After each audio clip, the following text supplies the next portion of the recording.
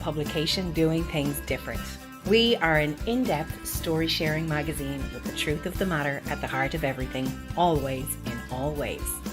A no-holds-barred, fully experiential space where you can read, watch and listen to some of the most authentic humans sharing their stories, dropping wisdom and cultivating a community you always want to be part of.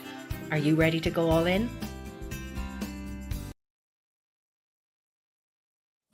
Welcome back, All In Magazine, streaming live on multiple channels. Rich Bontrager, the Trigger. That's Sandra D. Robinson. Sandra, what are two of your favorite things in the world besides being on television? What's two of your favorite things? Animals and having somebody cook for me.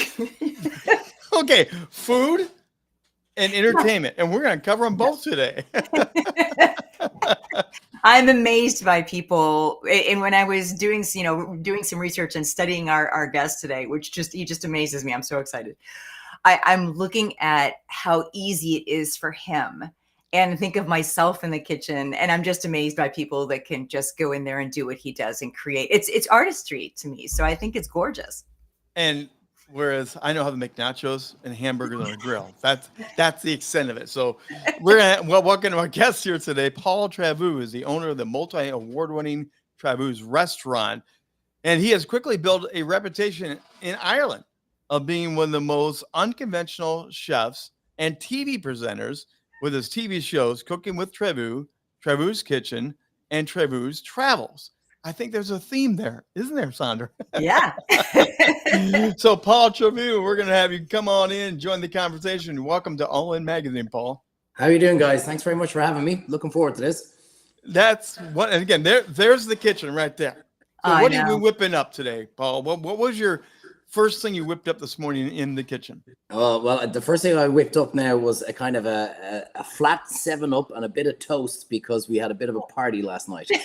so if you asked me what did I cook last night, I could have given you about 20 different dishes. We had a big boat trip out, hence the big red face here today.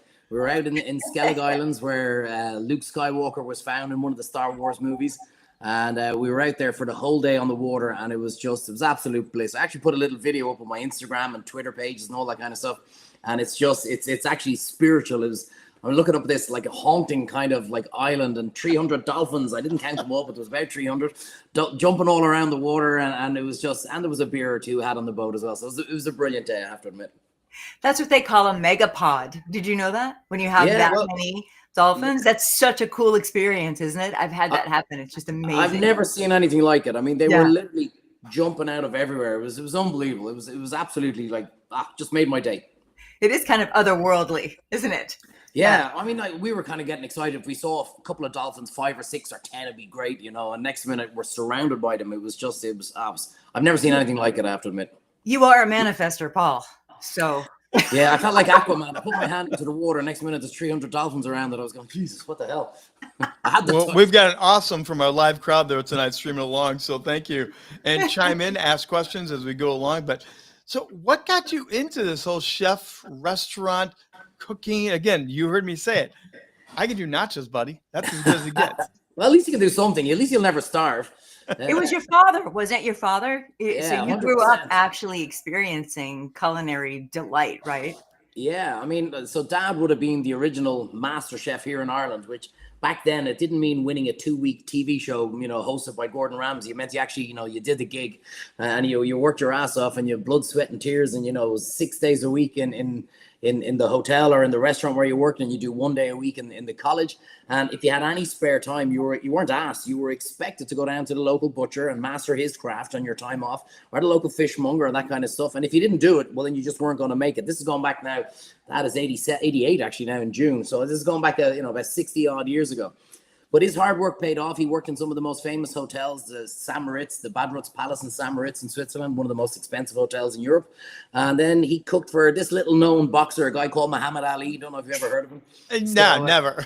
Yeah. So in 1972, Ali fought here in Ireland against Al Blue Lewis. And Dad's friend owned the hotel where Ali stayed. And he asked Dad to go up, and he was going, okay, I'm going to do this and I'm going to do that. And all he ate, would you believe, for the 3 days he was there, breakfast, lunch and dinner was a 20-ounce T-bone steak rare. That was it. No carbs, no nothing. And there was a kind of artificial ski slope outside the hotel.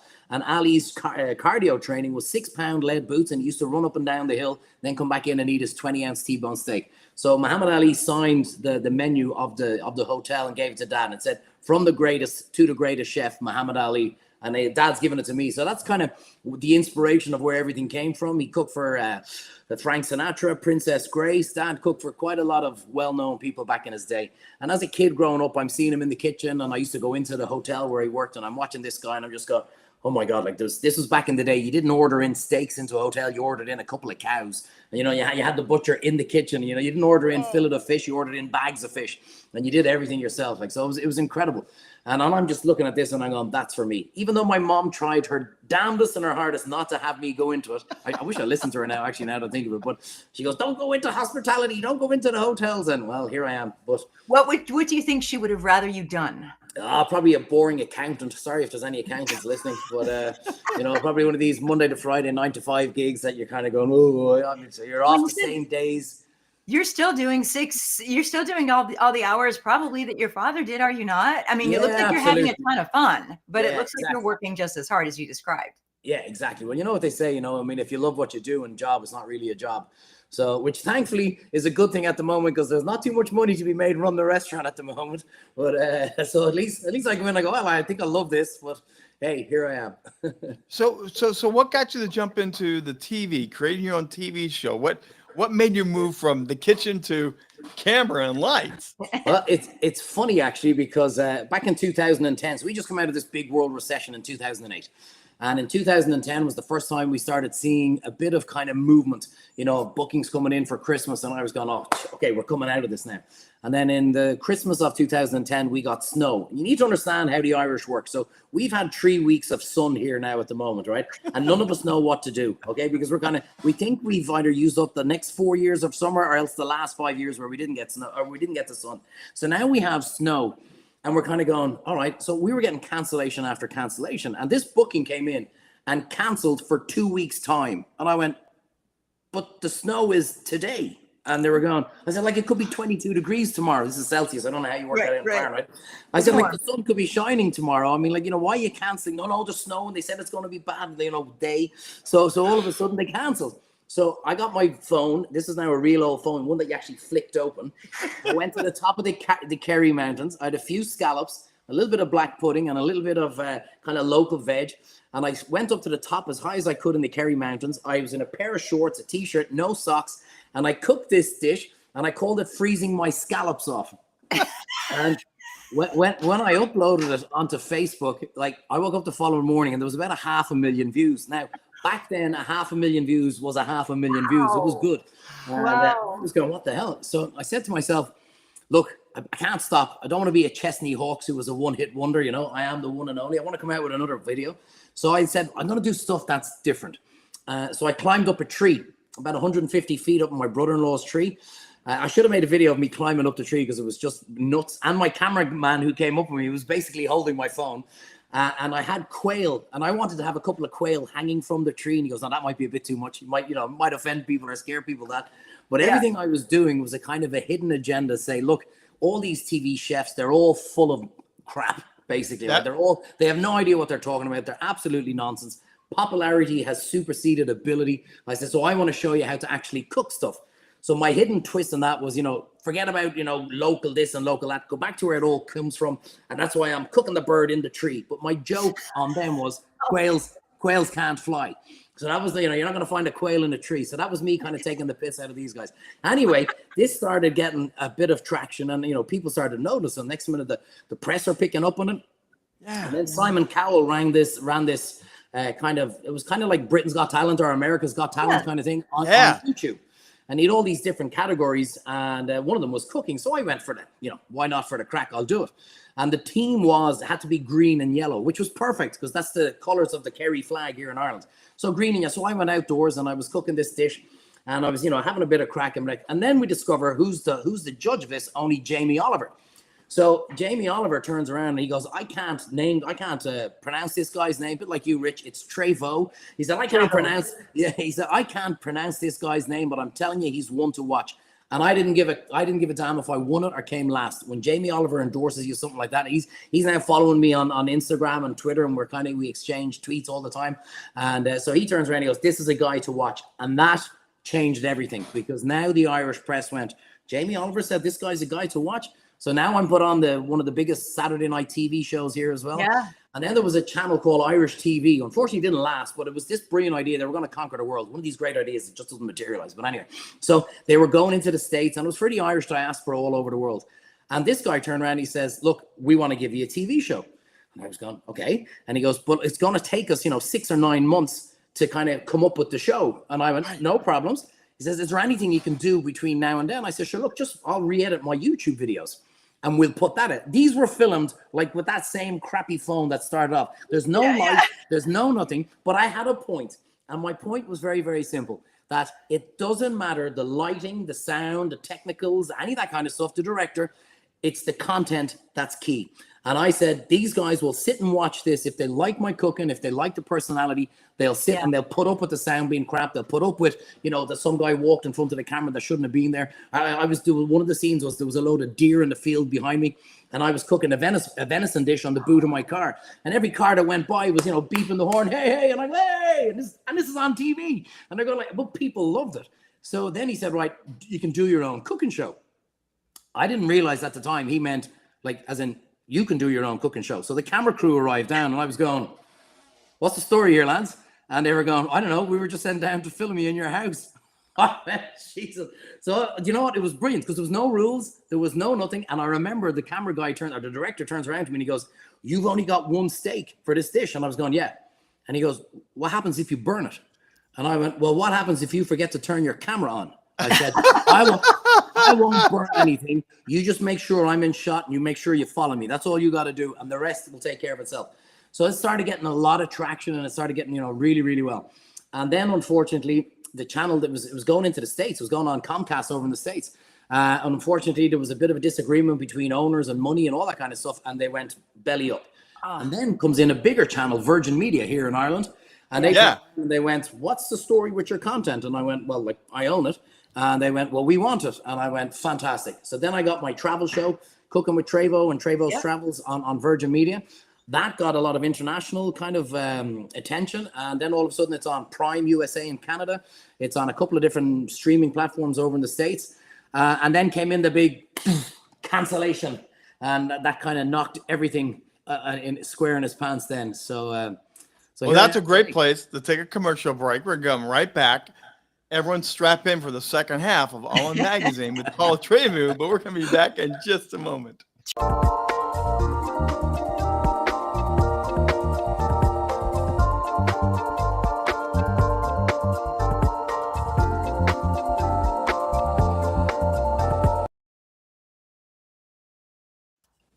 Welcome back to All In Magazine, streaming live. Sandra D. Robinson, my co-host with me, Rich Bontrager here, and Paul Treyvaud. We got the name right. We know who he is. Treyvaud. Well done, Sandra D. He sounds French, but he's Irish. So let's not confuse things. The D doesn't matter.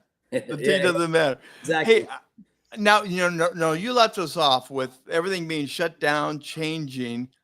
But before we jump into that, tell us about how you switched from cooking to traveling.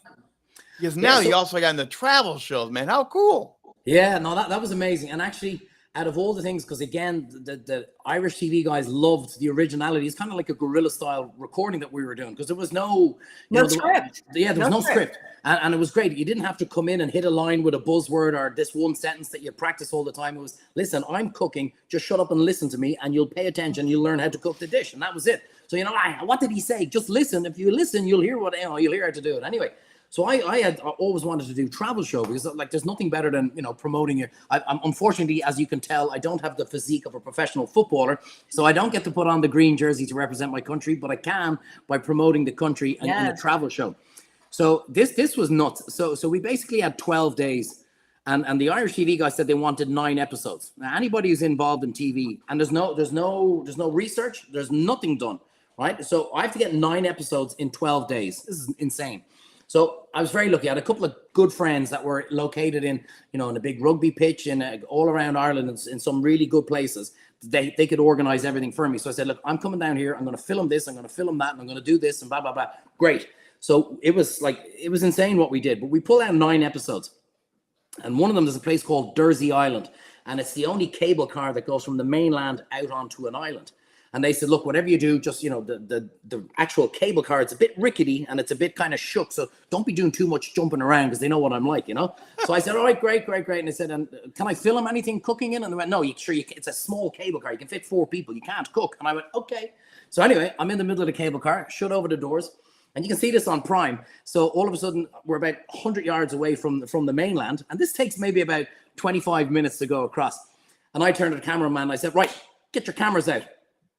So they turn around and they say, okay, what are we doing? And I went, I'm about to cook a dish. And he said, but he said, I said, never mind what he said, you can't cook. There's no fun in that. And I said, come on.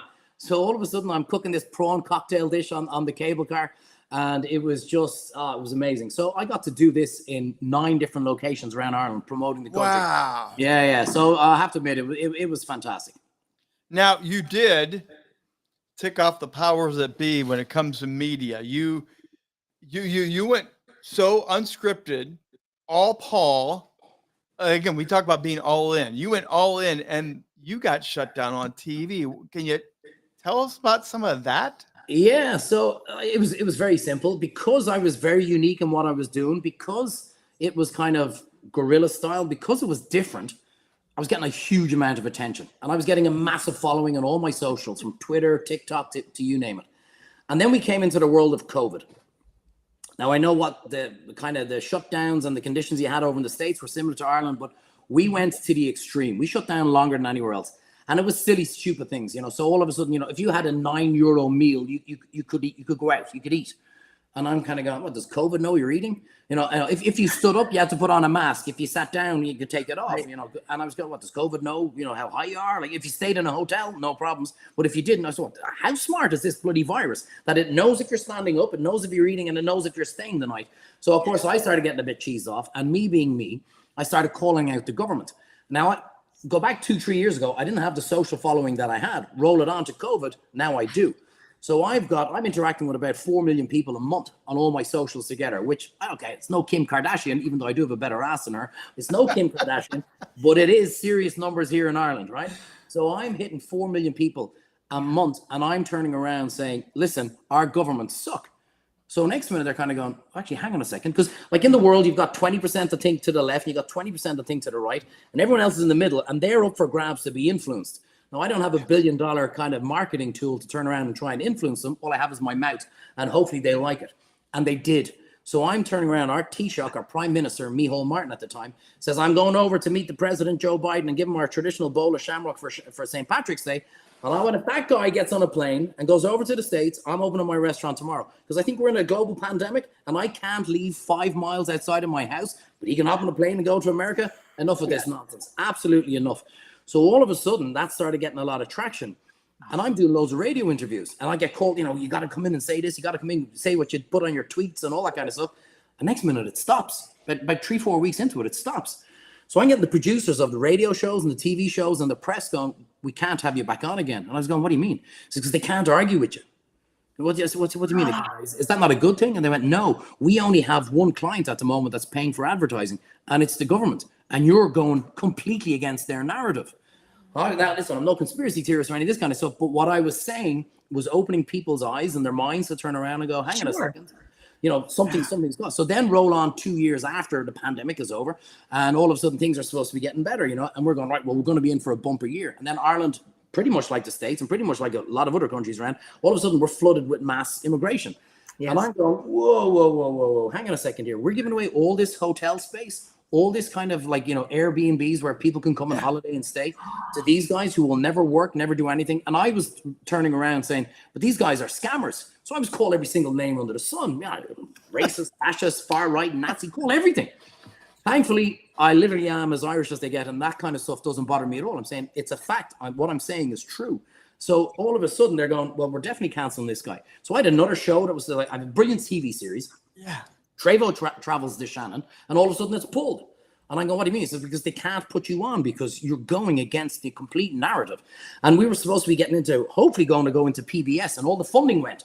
I went, geez, I had the tourist board going, we should have been backing you. You're brilliant. To all of a sudden, no, we're not taking your calls. We're not answering your emails. And I go, why? Because I told the truth.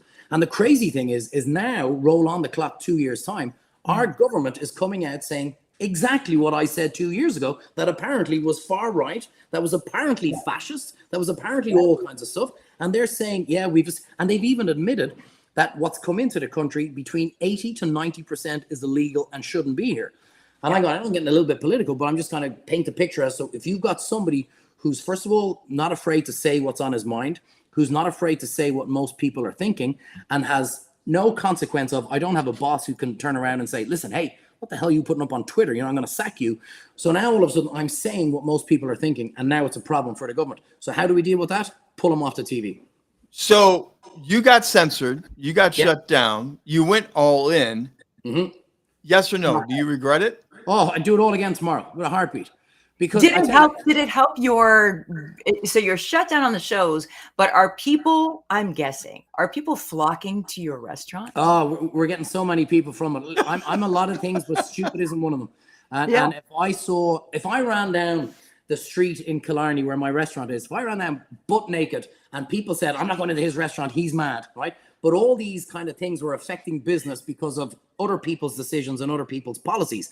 Yes. So when I turn around and stand up to it, people turn around and say, okay, look, he's mad, but we agree with him. So when we're in Killarney, we're going. And I have so many people that come in and say, well, we've come to Killarney to support you. It's insane the amount of people that are coming into the restaurant because of what I've said. So I wouldn't change it, because Dad always taught me a lot of things. He said, the great thing about telling the truth is you never need to remember what you said. He also said, you got to stand up for what you believe in, otherwise you fall at anything. And I said to myself, look, but this is what I believe. This is what I believe to be true. I've got my kids. I don't want to see them grow up in a country where they can't get a house or the rental's gone so high because of what we've done. There's a shortage in housing crisis. And it's the same in the States. It's the same. It's very similar. Very similar. And people are now turning around.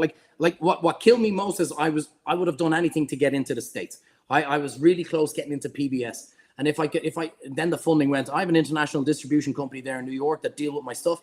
And they were saying, look, we can get you onto PBS, but obviously we need the funding behind it. And I'm going, oh, well, okay, I don't have that. So, and I had this company just before COVID hit, of a bespoke kitchen craft company. It was fantastic.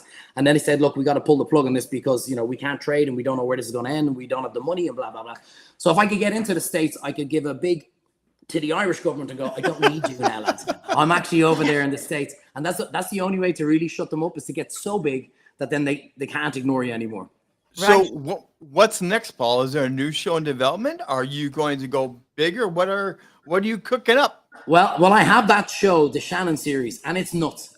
So we were given 13 days this time. We had one extra day to make 9 episodes again. But again, that was the only instruction from the TV show. So I went, right, so here's what we're going to do. We're going to stop off in 9 different towns. So I don't know if you're familiar with the Shannon River, one of the biggest rivers here in Ireland. And it's spectacular. It's absolutely beautiful. And there's all these little small towns and villages all around it. But you're on a kind of little chukka boat. It doesn't move very fast, But you're supposed to take in the scenery and have a laugh. You're on the boat thinking you're flying and there's guys walking past you. But so we get into these little towns and villages. And I'm going, we're not leaving until we make a show. So I went, okay, right. So we get into one, and this is why I want people to see it, because it's nuts. So I arrive in at 6:00 that evening, and I turn around to the camera crew and said, let's film the breakfast scene now. And they went, okay. And I said, because we can get it done with. And I said, all right, great. So we're ahead of schedule for tomorrow. Great. So we film a breakfast scene. I'm cooking up a fry and blah, blah, blah. That night I said, well, what do? We go for a few pints because we're ahead of schedule. This is great. We're ahead. So we go for a few pints. And now I get a phone call from somebody who we're supposed to be meeting the following day going, hey, where are you? And I'm going, we're here. And they go, well, that's nowhere near where you need to be. And I went, well, this is where we are. This is where we told we were meeting you. And they went, no. I said, how far are you away? He said, about 6 hours by boat. I went, shite. I said, look, there's no point arguing with you. I said, that's gone. So then about an hour later, we turn around and the other person we're supposed to meet rings up and said, listen, we're really nervous and we don't want to do it. We're scared. I said, that's the other part of the show gone. I said, geez. So I see 3 Germans at the bar counter. And I went up to them. I said, how you doing, lads? What are you doing here? And they said, this is our 10th year coming to the Shannon and we fish. I said, you're the guys we're looking for. I want to make the show about you. I said, I'll cook you breakfast in your boat tomorrow if you do the show. And they went, fantastic. I said, I'll even clean up. Fantastic. So I'm turning around and I'm saying to myself, Okay, so I've got a 6-minute slot of me doing breakfast. I'll get a 6 or 7 minute slot out of these guys. Do you know what I'm going to do? I'm going to film a 3 or 4 minute slot explaining to people, do not believe everything you see on the camera. So I say, when you look at the first breakfast scene, you can actually see the sun is setting, not going up. So it wasn't morning time. So I wasn't cooking breakfast. I was talking full of shite. And I said, and the reason why I did it, because these guys canceled and these guys canceled. And now we've got the Germans. So I have to make about a 25-minute show. And now I'm kind of, okay, right, I've got maybe say 16, 18 minutes here. Got to do something else. So we went up to the town, filmed 2 little slots in a bar and a restaurant. Oh, this is a great town. Come here and eat here and everything, blah, blah. I'm still 5 or 6 minutes shy. So all of a sudden I find this train museum, right? This is nuts. So I go up to the museum, right? And I go, we're going to get 5 minutes of shite in here. I said, this is going to be perfect. And I said, and we get out of the town with a show. So I go in, it's closed. I went, I don't believe this. It's closed. So I go over and there's this owl lad and he's fast asleep in his car. I knock on the window. I said, you don't by any chance know who has the key for the museum? Oh, that's your man. He's off driving the bus. He says he won't be back for another few hours. We should go on, belt away. Go ahead, go on in. So I said, all right. Well, I said, can we film you saying we got permission? Great. So we hop over the wall and we're filming all this kind of crap.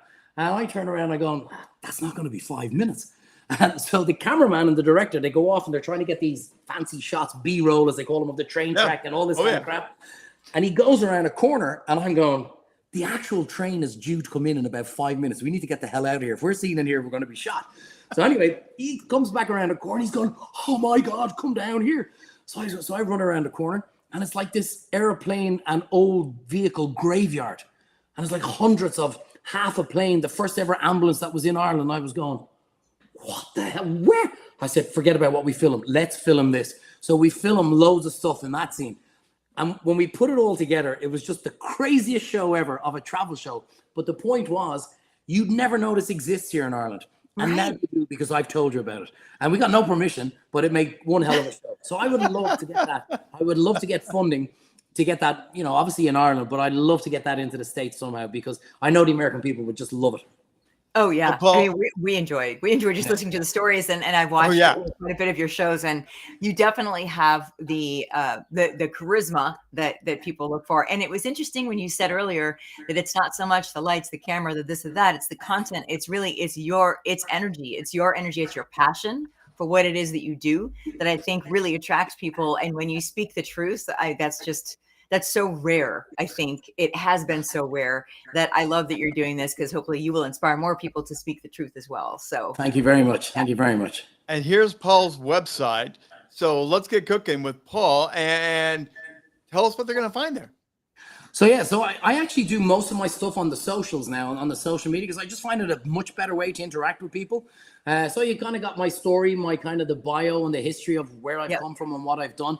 Then I do all my links on Twitter. I'm doing a lot of stuff on TikTok now at the moment. I'm surprised I'm actually not being banned. But I stopped doing my cooking stuff, and I made this very clear on a lot of on the socials, is because a lot of my stuff was being plagiarized.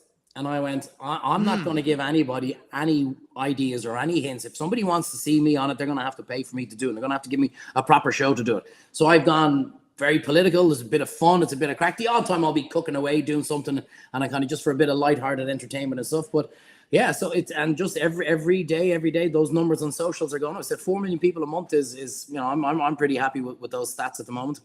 And you have a second book coming out too, right? The first one, the cover and the name really caught my eye, I must say. The Hooker in the Lobby? The Hooker in the Lobby. I tell you, we need about 4 hours. We need about 4 hours for me to tell you just the name of the title as to where it came from. But it's not a boat. It's not a position on a rugby pitch. There's a real meaning to it. And I love it. What I wrote about that was a kind of an autobiography, but kind of... Yeah. A bit of humor thrown into it as well, of starting off in college and working through all the hotels and buying my restaurant and dealing with the banks and all that kind of stuff. Yeah. And it's, people are saying, I don't know what it is, the way you wrote it, the style of how you wrote it, is that I read it in a day. I read it in 2 days. It was just so easy to read. It's like you talking, and it ends. It actually, I mean, you have so much space to go. So I think there's another book coming out soon. There must be, because that book ends with him actually getting Paul has a little bit more to say. Restaurant up and going. So that's right. Yeah. So I've actually 3/4 done my second book already, and it's about from social media to the big screens. and I'm waiting. I'll finish it when I hit the real big screens. So I have it all written as that, what I had to go through, what I dealt with, with dealing with different production companies and more so the government and the Irish media and all that kind of stuff. Yeah. So hopefully if I get onto PBS in the States, that book will be finished. Well, we're putting it out there. We're putting it out there. Good. Paul, final questions. In a brief statement, what would you say to someone who's getting beat up, abused, marginalized like you were through the media lens because they are speaking up, sharing their truth? What would you say to someone about going all in and standing their ground? What would you advise them? Do you know what? I think the answer to that is to put it into context for everybody to really understand is bullying. And, you're that kid who goes to school every single day and the bully comes up, hits you a smack across the jaw and goes, give me your lunch money, right? And you turn around and you give him the lunch money all the time. And this has gone on for 2-3 years. And one day that kid wakes up and he goes, do you know what? If I give this guy the money or if I don't give this guy the money, he's going to hit me a box anyway. So do you know what? When he comes and asks me for his money, I'm going to hit him. I'm going to hit him first. And then I'm going to let him do whatever he wants to do. And it's only when you hit the bully, you realize what the coward they actually are. And it's only when you stand up to the bully, you realize that he was bullying 100 people behind you and he's going to turn around and they're all going to start standing on your shoulder. Now, all of a sudden, the bully might be looking at 101, but he's definitely looking at 21 who are standing on, that's the end of the bullying. So I'd never change what I did. I always believe in standing up for what I believe in. And I'm seeing more and more people standing on my shoulder now to the point that I can see it. The government are saying what I said 2 years ago because they know what I said was right. Yeah. And I hope, this is probably cloud cuckoo land and probably dreamland, but I hope that one day when the whole thing comes full circle, someone in the world media, someone in the Irish media will turn around and go, this is the guy we need to have on the screens. This is the guy who said it from day one. We need to give this kid the chance. So that's hopefully what I hope for one day, but I'm not going to change. I'm not going to bow down and turn around and say, oh, the government were right. They did everything. Life's too short for that crap. Yeah. Thank you, Paul, for sharing, being on All In Magazine, and don't drop the passion down at all, buddy. Keep the passion flying, man. Thanks for being on. Thanks for being on. Wow, Sandra, take a breath. What do you think of that? Whew, always copied, never matched. Paul Treyvaud. It's true. It is a little sad that right now he's not doing the cooking shows because so many people copied, which flattery, right? I guess is one way you could look at being copied, but just the all-in attitude is so inspirational. I mean, his whole brand is inspirational, but he personally is so inspirational because standing up for what you believe is right. And it is interesting that after 2-3 years, all the stuff that he was being shamed for now, because they can't ignore the fact that the truth is coming to fruition, that there is trouble with the people that they let into Ireland, as we're discovering here in the States. We do have some scary things happening because there are people that maybe shouldn't be in the countries because they're illegally. And so to actually have him speak up against that and then have people 2-3 years later, the government's going, oh, well, hey, there's an issue. No, really? So I think among anything, in spite of everything, that he will cause people to question what is being fed to us, whatever country you're in. And I think that's good. That's healthy. If we question, then we can find out on our own. And I think that's what he inspires people to do, search for the truth.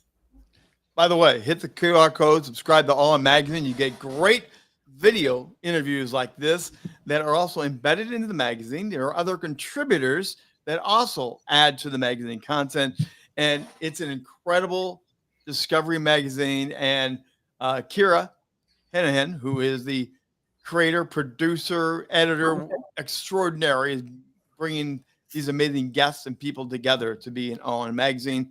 We'll scan the QR code, and every month you'll get another one of these live streams, but also other great content. And, he was a chef.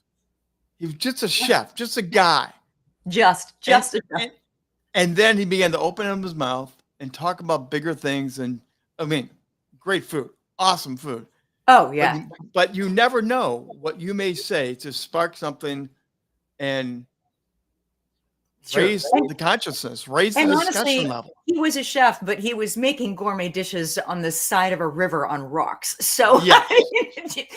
and in trees, 150 feet up in trees. So he did kind of go to the extreme, and had some unusual take on what it is that he actually did. But certainly, yes, that moving forward with no fear. And I think that's really very, very cool.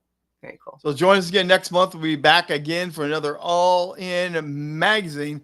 That's Sandra D. Robinson. I'm the Trigger Rich Bontrager. Join us again next month.